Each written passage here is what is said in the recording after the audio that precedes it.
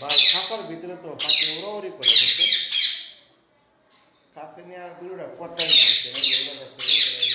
না। খাসার ভিতরে তো ফাঁকে একটু উড়াউড়ি করে।